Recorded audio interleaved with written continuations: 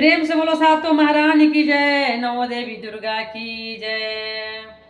तो आई भैया देखी, आज हम ललिता रोरा सभे के बीच में बहुत सुंदर एगो माता रानी के भजन लेके आयल बनी। रोरा सभे सुने के प्रयास करब, चैनल के लाइक करब, शेयर करब, सब्सक्राइब करब, कमेंट कई मत भूलम भैया लोग। कमेंट में जरूर लिखम जय माता दी। देखी भजन रोरा सभे के बीच में बा। आ जहाँ भजन होखला, जहाँ भक्ति होखला, जहाँ मैया जी के गुणगान होखला, ओजा माता रानी पहुँच जाली।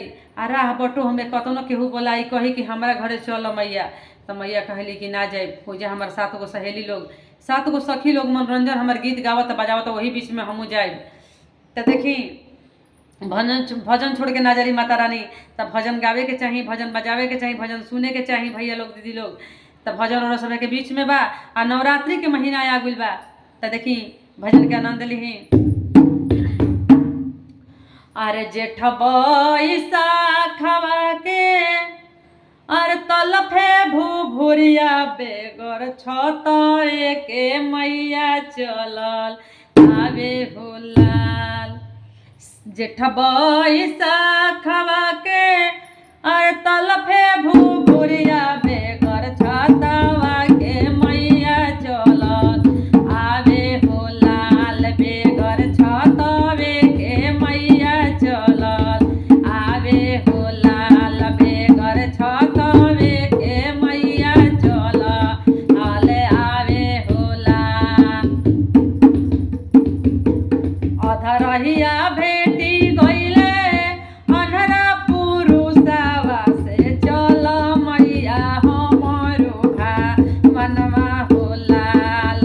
से चल मैया हमरो मनवा होलाल। से चल मैया हमरो मनवा होलाल। हम कैसे चली सिसिया तोहरो भावनवा से सखी सभ जोहत होई है बटिया होला। से सखी सभ जोहत होई है बटिया होला। से सखी सभ जोहत होई है बटिया होला। बटिया जोहत होई है ए गीतिया गावत होई है औरो बजावत होई है ढोलवा होलाल। से औरो बजावत होई है ढोलवा होला। बेगर छतवे के मैया चलल आवे होला। बेगर छतवे के मैया चलल आवे होला। सावन भदबुआ के बड़ बड़े बूंदवा बेगर छतवे के मैया चलल आवे होलाल। बेगर छतवे के मैया चलल आवे होलाल।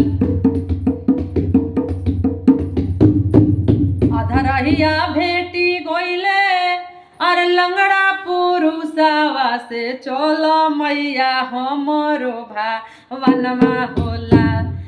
से चल मैया हमरो मनवा होला। से चल मैया हमरो मनवा होला। हम कैसे चले सिसिया तोहरो भावनवा से सखी सब जोहत हुई है बटिया होलाल। से सखी सब जोहत हुई है बटिया होलाल। बटिया जोहत हुई है गीतिया गावत हुई है औरो बजावत हुई है ढोलवा होला। से औरो बजावत हुई कर तलवा होला। से औरो बजावत हुई है ढोलवा होला।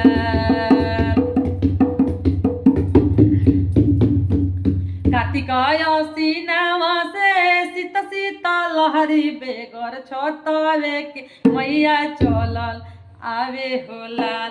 बेगर छतवे के मैया चलल आवे होलाल। कार्तिक आसीनवा से सीत सीता लहरी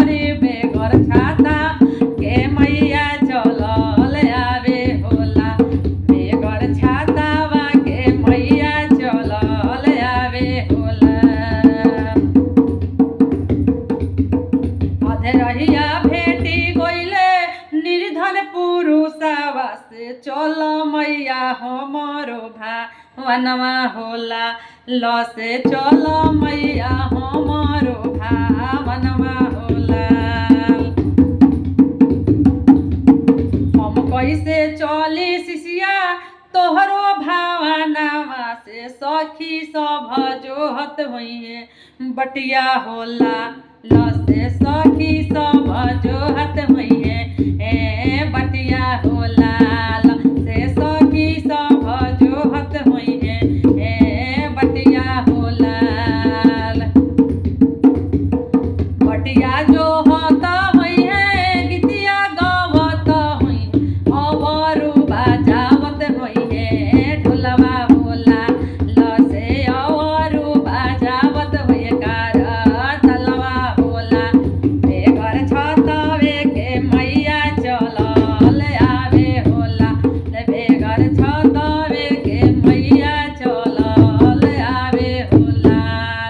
प्रेम से बोलो सातो महारानी की जय। हर हर महादेव।